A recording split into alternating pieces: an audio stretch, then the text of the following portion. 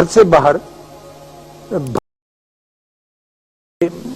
ایک زمانے میں ہم سمناباد میں رہتے تھے، لاہور میں ایک جگہ ہے سمناباد، وہ نیا نیا آباد ہو رہا تھا، اچھا پوش علاقہ تھا.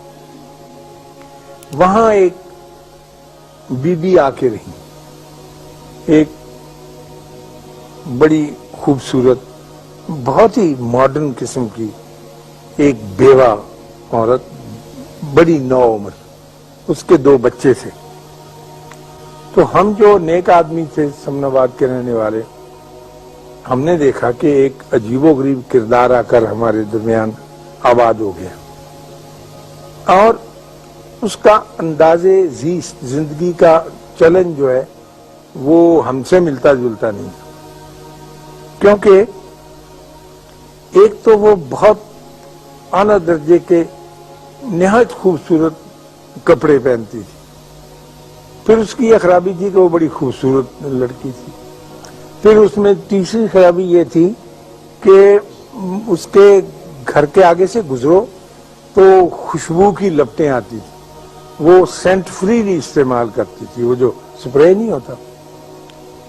اس کے جو 2 بچے تھے خواتین و حضرات، وہ گھر سے باہر بھاگے پھرتے ہوتے تھے عام جگہوں پر، اور کھانا گھر پہ نہیں کھاتے تھے، لوگوں کے گھروں میں چلے جاتے تھے، اور لوگ ان کو کچھ دے بھی دیتے تھے اور وہ کھا بھی لیتے تھے.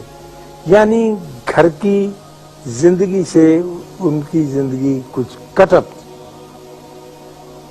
اور یہ ہم نے دیکھا کہ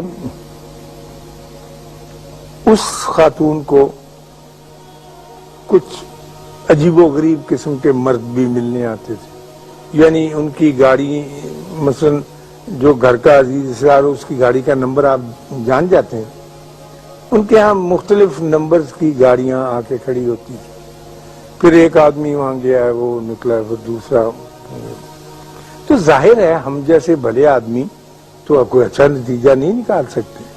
وہ ان کے بارے میں ہم ایسا ہی رویہ تھا جیسا اب آپ کو میں یہ کہانی سنا رہا ہوں، تو آپ کے دل میں بھی لا مالا یہی خیال آتا ہے کہ ایسی ہو.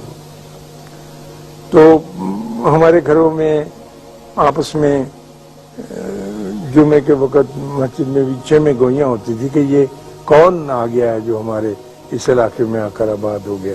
مزیدار بہت محنت سے توجہ سے اس قسم کے چمٹی سے گیدڑ نکالتے رہتے. تو ایک دن وہ گئی، اچھا، اور لیٹ کے صوفے کے اوپر میں دیکھتا تھا، کھڑکی تھی بڑی ساری جو گھروں نے لیا، وہ ناول جاسوسی پڑھتی رہتی، کوئی کام نہیں کرتی تھی یار کہ چولہا چونکا ہو. بچے اس کے بچوں کو کئی دفعہ کہتی تھی کہ نکل جاؤ نکل جاؤ. تو ایک دن وہ گر گئی سبزی کی دکان پر، تو اٹھا کے لوگوں نے چھینٹے وینٹے مارے تو لا کے رکھا. تو 3 دن کے بعد وہ فوت ہو گئی، اچھی صحت میں. تو وہ جو بندے آتے تھے وہی ان کو کفن دفن کے لیے لے گئے. تو پتہ چلا کہ وہ ایک جو بندہ ان کے ہاں آنے والا تھا وہ ان کا فیملی ڈاکٹر تھا، جو اس کی حفاظت پر، دیکھ بھال پر مامور تھا. اس عورت کو ایک ایسی بیماری تھی کہ جس کا کوئی علاج نہیں تھا. کینسر کی ایسی خوفناک صورت تھی سکن وغیرہ کی کہ اس کے بدن سے بدبو بھی آتی رہتی تھی، جسم پر زخم ایسے تھے، اور اسے سپرے کرنا پڑتا تھا اپنا، تاکہ کوئی قریب کھڑے یا وہ نکلے تو اس کو تکلیف نہ ہو. اور اس کا لباس اس لیے ہلکا ہوتا تھا کہ غالباً بدن کو چبھتا تھا، جو بھی سکن میں ڈیزیز اس کی پیدا ہو گئی. دوسرا اس کے گھر آنے والا اس کا وکیل تھا، جو ہر دوسرے دن آتا تھا، جو اس کی نگہبانی کرتا تھا اس کے حقوق کی، اور جو اس کا خاوند مقرر کر گیا تھا جو اس کے پیسے لا کے دینے. تیسرا اس کے خاوند کا چھوٹا بھائی تھا جو اپنی بھابھی کو ملنے آتا. تو ہم نے اس سے یہ اندازے لگا لیے جو میں نے آپ کے سامنے بیان کیے. اور اس نیک پاک عورت کو جب اس پہ دورہ پڑتا تھا تو وہ بچوں کو دھکے مار کے باہر نکالتی تھی، باہر جا کے کھیلو، باہر جا کے، اور تڑپنے کے لیے وہ اپنے دروازے بند کر کے اندر جاتی. تو میرا مطلب عرض کرنے کا یہ تھا کہ ہم تنقید کا کام یا نقص نکالنے کا کام اللہ پر چھوڑیں، اس نے اس کے لیے ایک وقت مقرر کیا ہوا ہے، وہ جانے اور اس کا کام جانے۔ ہم اللہ کا بوجھ اپنے کندھوں پر نہ اٹھائیں، کیونکہ اس کا بوجھ اٹھانے سے آدمی سارے کا سارا چبا ہو جاتا ہے، چبا سمجھتے ہیں، کمزور ہو جاتا ہے، مر جاتا ہے۔